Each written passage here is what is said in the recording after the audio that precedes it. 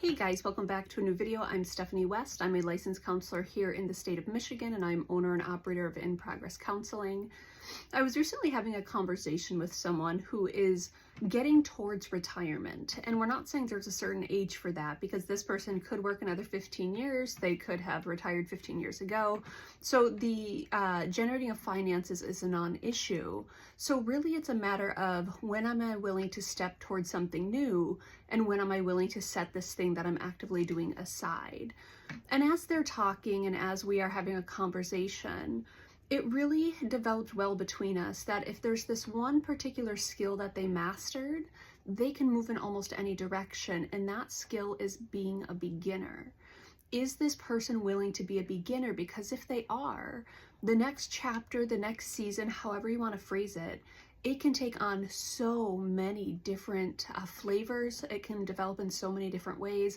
There isn't a map. And for some of us, that might feel really intimidating if there's not a map. But if we're willing to be a beginner, what that means is we get to create the map as we go. And we get to engage in a season of exploration where we try some things, where we, set aside the things that aren't for us, where we pull in the things that are for us.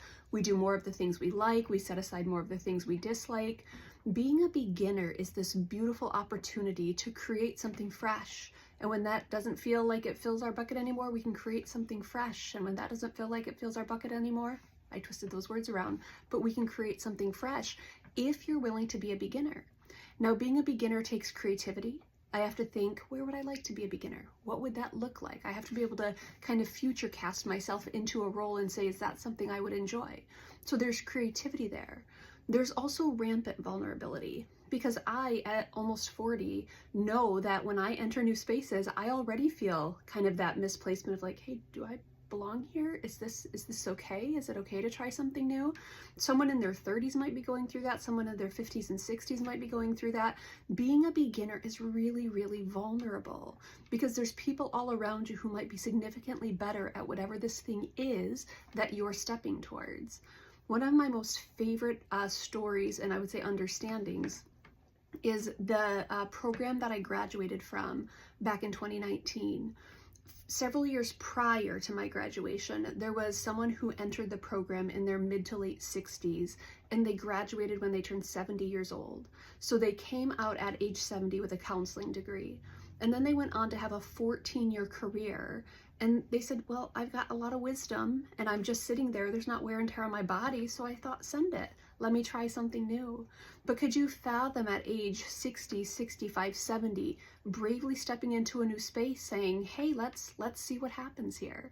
There's a curiosity that comes with that. There's a creativity that comes with that. There's a vulnerability that comes with that. And so I would underline it all with saying there's a bravery that comes with that. Being a beginner can be so brave, but if we're willing to start things, if we're willing to try things on and see if they fit, if we're willing to kind of learn as we go, there's not a lot that's going to be off limits to us by way of things that fill our buckets, things that support connection, things that revitalize and rejuvenate us. Many things are available to us by way of, finding things that bring us purpose and meaning and added value and generosity. If I'm willing to try something new, if I'm willing to be a beginner, it could take me into so many untold spaces that I can't even consider quite yet. But if I started to explore it, possibly being a beginner is the catalyst for many great adventures. If you don't know how to be a beginner yet, you could try something new, because the first time you're a beginner, you metabolize some of that anxiety around it. And then maybe you try a second thing and you're a beginner. And then it just becomes something you do where, hey, I'm going to practice being a beginner. I'm going to navigate the distress of it. I'm going to work on developing expertise or competence in this area. And then I can try something new again. That's our encouragement today. The creativity to be a beginner, the vulnerability to be a beginner, there was another word I had in there that I'm not recalling, to be a beginner. And last of all, the courage to be a beginner. I really don't know what that third word was, but anyway, you can rewind the video and see that. Hopefully, this is something that if you're in that space of curiosity or in that space of transition or the in-between, ask yourself, am I willing to be a beginner? If I am, not a lot's going to be off limits to me.